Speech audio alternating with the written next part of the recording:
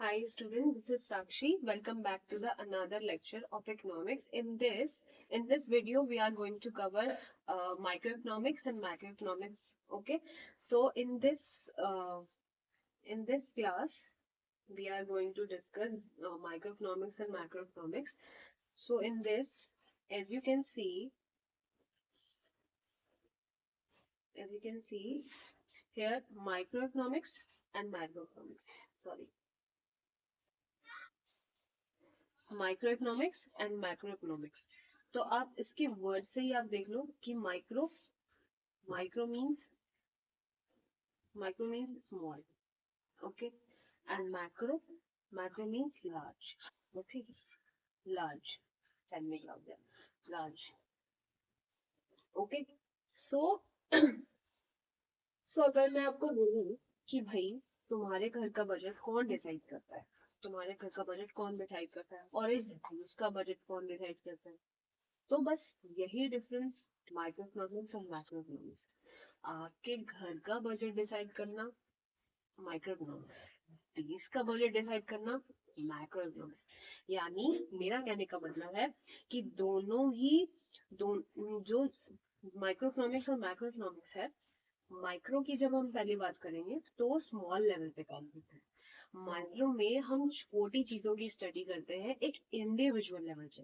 ये जो इंडिविजुअल है ना, ये आपको शब्द पकड़ना है कि ये माइक्रो के साथ ही the micro is equal to individual level. Okay. आपको ऐसे याद एग्जाम के लिए. ठीक है. तो आप क्या करेंगे, माइक्रो में स्मॉल इंडिविजुअल पे काम करता है. अब इंडिविजुअल में क्या भाई, इंडिविजुअल में हमारे इंडिविजुअल कंज्यूमर्स हैं, इंडिविजुअल फर्म है. ये फर्म्स है बच्चों, फर्म्स नहीं है. ठीक है, फर्म्स हैं. ठीक है, इंडिविजुअल हाउस होल्ड्स हैं. ठीक है. So these are the things. This is in micro economics. Okay. And अगर हम मैक्रो इकोनॉमिक्स की बात करें तो मैक्रो इकोनॉमिक्स में हम लार्ज यानी बड़े लेवल पे बात करते हैं. Level economy as a whole यानी आप मैक्रो इकोनॉमिक्स से ये समझो कि जहां हम पूरी इकोनॉमी की बात कर रहे हैं, यानी पूरे नेशनल की, पूरे कंट्री की बात हो रही है, वो मैक्रो इकोनॉमिक्स. अब आप देखो, नेशन की बात हो रही है तो नेशनल इनकम की बात होगी, एम्प्लॉयमेंट की बात होगी कि भाई देश में एम्प्लॉयमेंट. ठीक है. इन्फ्लेशन. ठीक है. पोवर्टी. तो अगर मैं आपसे सवाल पूछूं कि भाई मार्केट में क्या है, मार्केट में भाई आज पोटैटो का प्राइस हाई हो गया, तो अगर मैं आपसे पूछूं कि ये किसकी प्रॉब्लम है, तो आप बोलोगे कि मैम बायर की प्रॉब्लम है, मार्केट की प्रॉब्लम है. ठीक है. फैमिली की प्रॉब्लम है. लेकिन जब मैं आपसे ये पूछूं कि भाई अगर देश में महंगाई बढ़ती जा रही है तो वो किसकी प्रॉब्लम है, आपका आंसर होगा कि मैम इकोनॉमी की प्रॉब्लम है, गवर्नमेंट की प्रॉब्लम है. बस यही डिफरेंस है माइक्रो और मैक्रो. जब हम एक इंडिविजुअल लेवल पर बात कर रहे हैं तो वो हमारा माइक्रो इकोनॉमिक्स में होगा, माइक्रो इकोनॉमिक्स में आएगा. और जब हम एक होल, मतलब यू कैन से दैट कि जब आप एक पूरे नेशन की बात करते हो, पूरे कंट्री की बात करते हो, इसका मतलब होता है आप मैक्रो इकोनॉमिक्स की बात करें. और मैक्रो इकोनॉमिक्स में क्या क्या चीजें कवर होती है, मैक्रो इकोनॉमिक्स में जैसे मैंने आपको बताया, मैक्रो इकोनॉमिक्स में जो कवर होगा वो होगा हमारा एम्प्लॉयमेंट, हमारा इन्फ्लेशन कितना हो रहा है, पोवर्टी कितनी हो रही है, नेशनल इनकम कितनी हो रही है, एम्प्लॉयमेंट या अनएम्प्लॉयमेंट कितना हो रहा है. तो ये जो पॉइंट्स हैं वो हमारे लार्ज यानी मैक्रो इकोनॉमिक्स में आएंगे. ठीक है. अब इन दिस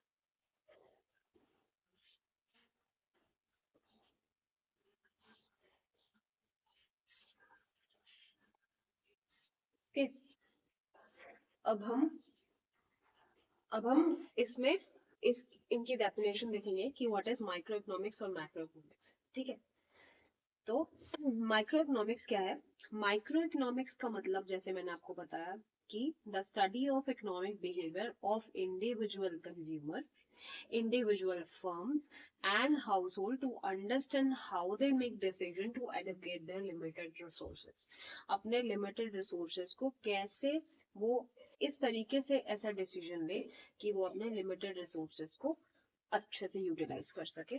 ठीक है, तो माइक्रो इकोनॉमिक्स का जो फोकस होता है वो प्राइस कैसे डिसाइड होता है, प्राइस कैसे, इसीलिए माइक्रो इकोनॉमिक्स और थ्योरी ऑफ प्राइस भी हम कहते हैं.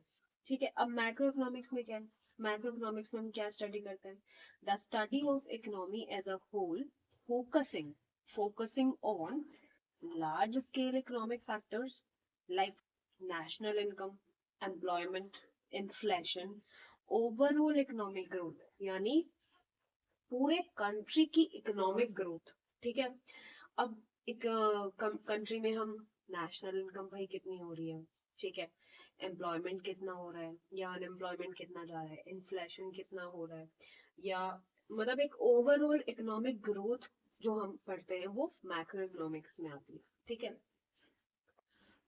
नाउ कुछ पॉइंट्स हैं जो इसमें डिफरेंस आपको अच्छे से समझने को मिलेंगे. तो माइक्रो इकोनॉमिक्स की अगर हम बात करें तो micro economics small level study है. क्या स्टडी है, small level study. Small level study कैसी है, भाई मैं हूं, मेरे पास 100 रुपए है, ठीक है, अब मैं मार्केट गई, या तो मेरे पास चॉइस है कि मैं चॉकलेट खरीदूं कि चिप्स. ठीक है, तो ये मेरा डिसीजन है. अब मेरा डिसीजन यानी इंडिविजुअल का डिसीजन. ठीक है, मेरा डिसीजन मतलब इंडिविजुअल का डिसीजन. तो यहाँ पे इंडिविजुअल का डिसीजन जो हुआ है वो मतलब मेरा डिसीजन एक माइक्रो इकोनॉमिक्स में काउंट होगा. ठीक है, तो ये स्मॉल लेवल स्टडी है. अब macro economics large level study है. लार्ज लेवल स्टडी, अब लार्ज लेवल स्टडी जब हम पूरे नेशन की बात करेंगे, पूरे नेशन की बात करेंगे तो वो मैक्रो इकोनॉमिक्स होगी. ठीक है, तो हियर यहाँ पे माइक्रो इकोनॉमिक्स में इंडिविजुअल कंज्यूमर की बात होगी. जैसे मैंने अभी आपको एग्जांपल दिया कि एक इंडिविजुअल कंज्यूमर है, पर्सन है, उसकी जो भी चीजें हैं वो सब माइक्रो इकोनॉमिक्स में इंक्लूड होंगी. और अगर हम होल इकोनॉमी की बात कर रहे हैं तो हम मैक्रो इकोनॉमिक्स में वो उसको काउंट करेंगे. Individual firm, individual house hold, theory of price. इसमें थ्योरी ऑफ प्राइस क्या है, इसमें प्राइस की हम बात करते हैं, प्राइस डिसाइड की बात करते हैं. ठीक है, डिमांड और सप्लाई. डिमांड और सप्लाई इसमें कैसे इसमें काम करती है कि अगर मैंगो ज्यादा होंगे, अगर मैंगो की क्वांटिटी ज्यादा है तो उसका प्राइस कम होगा. ठीक है, मैंगो अगर मार्केट में ज्यादा है तो उसका प्राइस कम होगा. अगर मैंगो कम है, ठीक है, मैंगो की क्वांटिटी कम है तो ऑब्वियसली उसका प्राइस हाई होगा. तो that is demand and supply. जैसे डिमांड बढ़ेगी जैसे सप्लाई बढ़ेगी वैसे डिमांड, और जैसे डिमांड कम होगी वैसे सप्लाई. अब माइक्रो इकोनॉमिक्स में नेशनल इनकम, कि भाई नेशनल इनकम यानी इनकम की अगर बात हो रही है तो यहाँ पे इंडिविजुअल इनकम की बात नहीं हो रही है, यहाँ पे पूरे नेशनल इनकम की बात हो रही है. वो हम आगे कवर करेंगे चैप्टर्स में. ठीक है, अब एम्प्लॉयमेंट. पूरे देश में भाई आप अकेले जॉब ढूंढ रहे हो वो आपकी प्रॉब्लम, इंडिविजुअल प्रॉब्लम है. लेकिन एम्प्लॉयमेंट और अनएम्प्लॉयमेंट बढ़ता जा रहा है वो पूरे देश की प्रॉब्लम है, तो वो मैक्रो इकोनॉमिक्स में कवर होगा. इन्फ्लेशन हो गया, ठीक है, पोवर्टी क्या रेट है, क्या बढ़ता जा रहा है पोवर्टी. एग्रीगेट डिमांड और सप्लाई. और एग्रीगेट से आप क्या समझते हैं, एग्रीगेट को आप समझ लो कि aggregate is equal to aggregate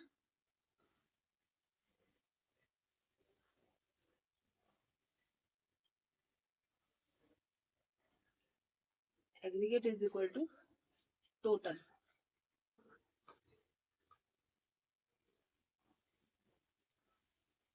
ठीक है, aggregate is equal to total.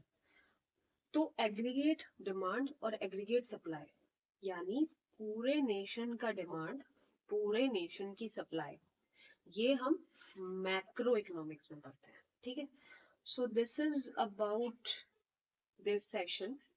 तो आई होप कि आपको माइक्रो इकोनॉमिक्स और मैक्रो इकोनॉमिक्स में जो डिफरेंस है वो अच्छे से क्लियर हुआ होगा. लास्ट में मैं आपको बोलती हूँ कि माइक्रो इकोनॉमिक्स क्या है, जो इंडिविजुअल लेवल पे काम करे, और मैक्रो इकोनॉमिक्स क्या है, जो एज अ होल पूरा कंट्री लेवल पे काम करे, वो मैक्रो इकोनॉमिक्स होता है. ठीक है. Thank you students, thank you for this, thank you for attending this session. Thank you so much. Like, share and subscribe. Bye.